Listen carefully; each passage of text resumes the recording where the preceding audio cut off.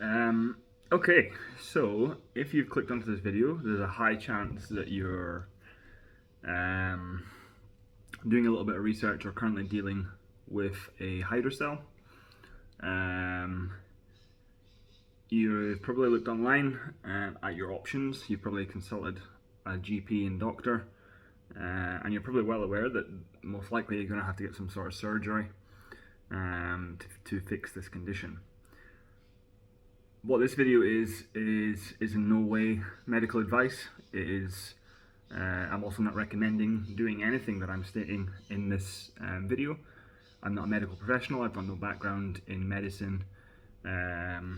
All I'm doing is essentially giving you a rendition of how I've just dealt with it myself, exactly what I've done, and how it's going so far.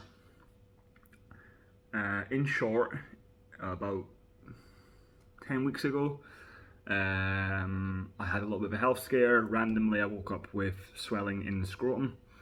There was nothing that really triggered it. It was just all of a sudden it wasn't there, and then I woke up and it was there. I, as a typical male, I decided to wait for a couple of days to see if the swelling would go away.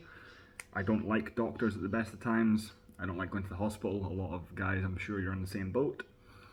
I eventually decided to go to the GP, and initially, there was some concern. He couldn't obviously feel the testicle. We were wanting to double check that it wasn't going to be anything like cancer. So we scheduled in an ultrasound. I done the ultrasound about a week later, and the swelling continued to get worse during that period of time. And yeah, from the ultrasound, it was identified I have a couple of things going on, in particular in the left testicle. So hydrocele of the left testy. I've got varicocele, which is a separate condition, but could also be the underlying cause for the hydrocele. And I also have a 3mm epididymal cyst on the left testy as well. So, there's a lot of different complications going on. One of them may have caused the hydrocele. The hydrocele might be, completely unrelated. Who knows? But in short, there's a couple of things going on there. It's not cancer, which is great. Yeah, so the outcome was essentially that, okay, well, it's not life-threatening. You have hydrocele, that is what it is. Let's get you booked into a urologist. Let's get you booked into a specialist. And we'll go from there. So that was about 4 or 5 weeks ago. My urologist appointment is at the end of February. I'm currently filming this on the 1st of January. So my urologist appointment is still 6 weeks away from today. My hydrocele was getting progressively worse. I was in a lot of pain and discomfort.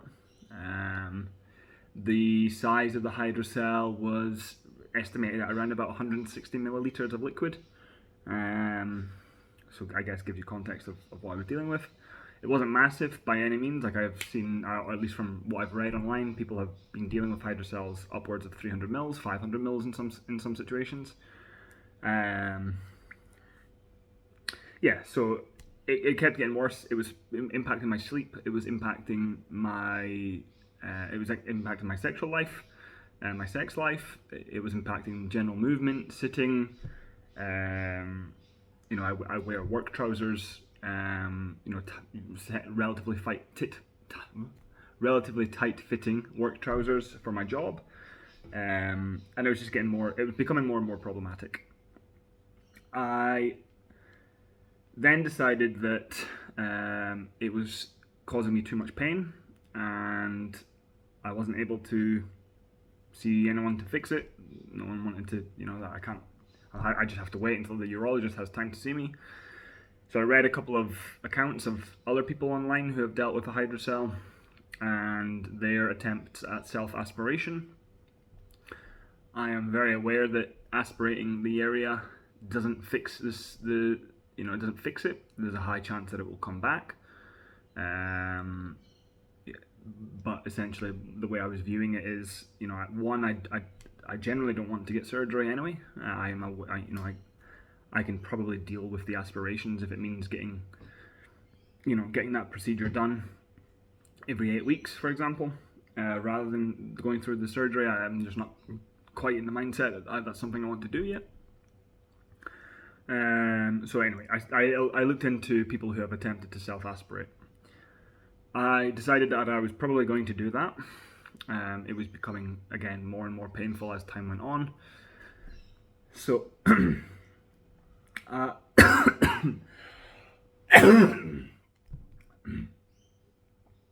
excuse me.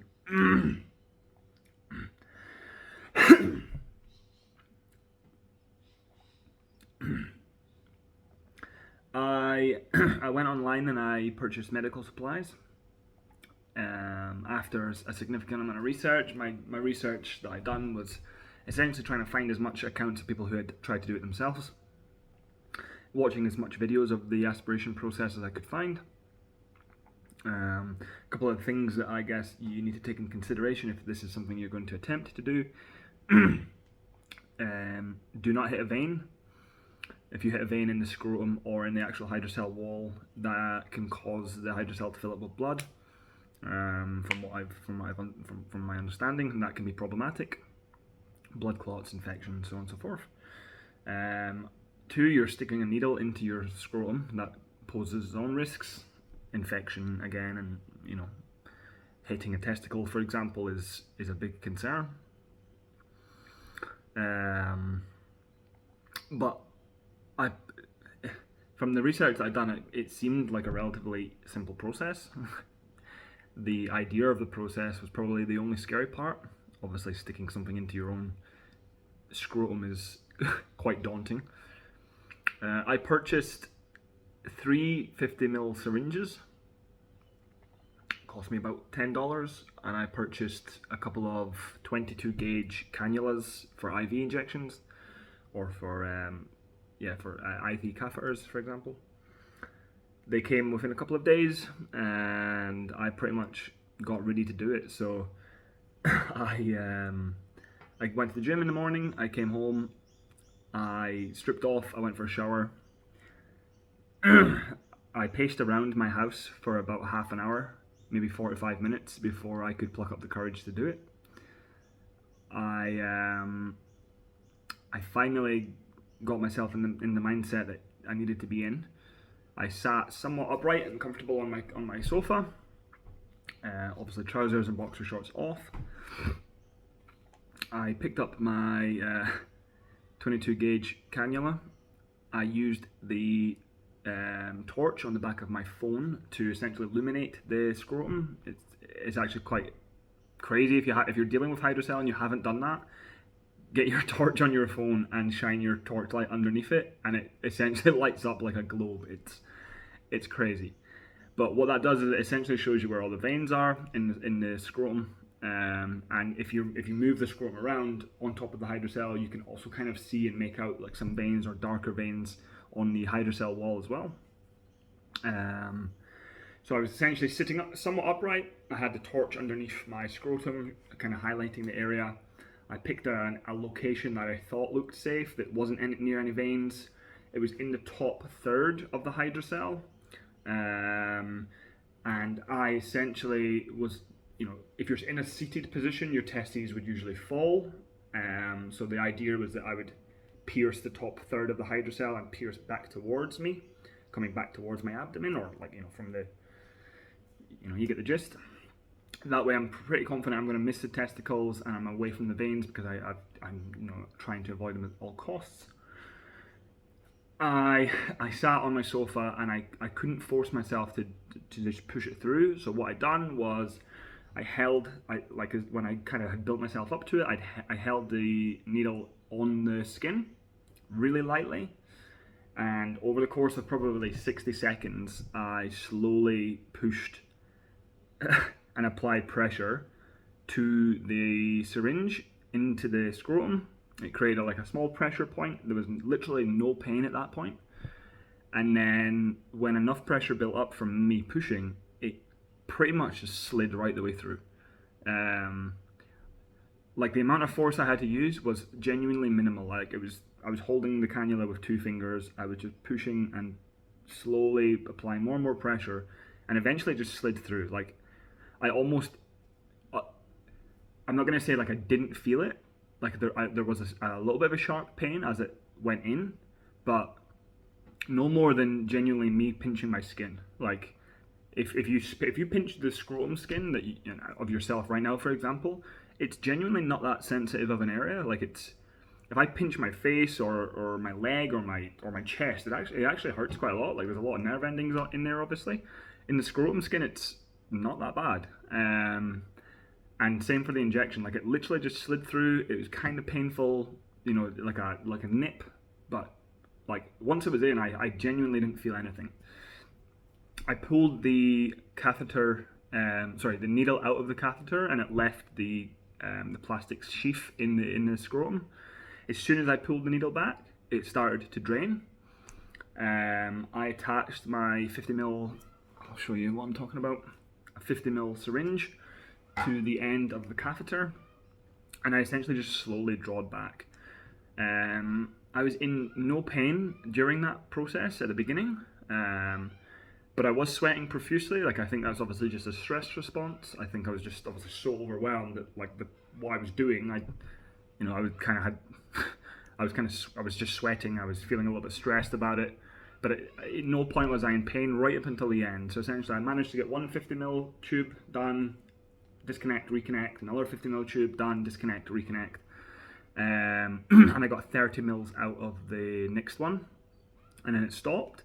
And then during the process of essentially trying to move the cannula in with different depths and find more liquid and more fluid, that started to become quite sensitive and cause a little bit of discomfort and pain. And at that point, I was pretty happy with how much I had reduced the swelling from. Like I had in my head almost reduced everything. There was maybe 30 mils left in there tops. So at that point, I decided like it's not worth it. The risk to reward here isn't happening. It took me about 8 minutes to do the entire draw. A couple of things I've read online has suggested that you should use an 18 or 16 gauge cannula to do it. From what I can gather, that should only really be needed if you've had a hydrocele that's a lot older. The fluid in the scrotum can become quite viscous and can be quite difficult to draw back through a thinner cannula. So if you've been dealing with a hydrocele, for example, for over a year and you're looking to do that, it might be worthwhile using a smaller gauge. Like I used a 22. I would imagine a 20 is somewhere similar. Getting to an 18, like you're starting to get to quite a thick, needle. I would assume there's a little bit more pain associated with that, but honestly, the 22 was so painless that even if you were struggling to draw with the 22 gauge, I would honestly just start there, pull it out, and if it didn't work, then you just go in with a smaller one. Like, it was so painless to begin with that it's like it should be totally fine. Yeah, I done that yesterday. I had a little bit of pain and discomfort for a couple of hours afterwards. My testicles have gone back to a completely normal size, like even smaller than when the initial swelling happened. Like what I've realized and what I think is now the case is I've actually probably been dealing with a hydrocele on my left testicle for quite some time, like a very small one. I've always had one testy significantly bigger than the other one, and it was always the left that was significantly bigger than the right one. But I always used to feel it and think it feels like a different shape. I genuinely think there is a buildup of fluid in there already. And since I've drawn it, like my testicles are genuinely smaller than they've ever been. Like the actual sac and the size of the sac, and my left one is now smaller than my right one. And fun fact, when I done the ultrasound, they sent me back some results that had some measurements for each side. So my right testicle was this size, my left testicle was this size. During the ultrasound and the results that I got back, they had mentioned that my right testicle was technically larger in volume than my left testicle. And when I was reading it, I was like, what? How is that even possible? Like, I've always had a way bigger left testicle. I was like, how does that doesn't make sense. And I genuinely think I've just been dealing with a hydrocele, a very small hydrocele, for quite some time, and something has triggered and caused that to trigger to swell even further. Um, Today I'm in no pain. I have a lot of excess skin is the interesting thing. Like the scrotum has completely shrunk in size. I'm not stupid. I know that it's going to most likely come back. I might be in the small percentage of people that just it was one and done. That would be fantastic. And I'm aware that obviously if I went to a urologist, they would inject the sclerolating agent or whatever it's called. This is an antibiotic. I obviously haven't done that process, but for the most part, and the relief that I've got since doing that has been fantastic. Like, I went out for a dance last night. It was New Year's Eve. I was in the pubs. I had a great time. I've been in no real pain since. A little bit of context, like I hate the doctors. The idea of, for example, giving bloods or like getting injected in the middle of the arm, I get like nauseous thinking about it, and I genuinely can't believe that I managed to pluck up the courage to push a syringe into my into my scrotum. But I did. It's very dangerous. There's a lot of risks involved with doing it. But genuinely, the benefit that I've had since doing it has been fantastic. Like, I'm now back to normal. Like, and if that's for 4 weeks or 6 weeks or 8 weeks, and so be it. But the amount of discomfort I was in, the feeling I have now, after what I've had to do to get it, is definitely worth the trade-off in my mind. So yeah, that's kind of how I done it. That's the process I used. It's not as bad as you think, and if you're in pain right now, I'm not advising anyone to do it, but I feel much better. So yeah, if you've been researching Hydrocele for some time and you've landed on this video, I hope it's somewhat helpful. And if you're considering doing that to yourself and you have yet to be able to figure out how to do it, again, I hope it's been somewhat helpful. And yeah, good luck, because the last 2 months has been depressing, and now that it's gone, I'm so pumped. So yeah, Happy New Year. This is 2025. And yeah, if you end up doing it, be very, very careful. Make sure you use sterile equipment. Make sure you're being smart. Don't hit a vein. And good luck.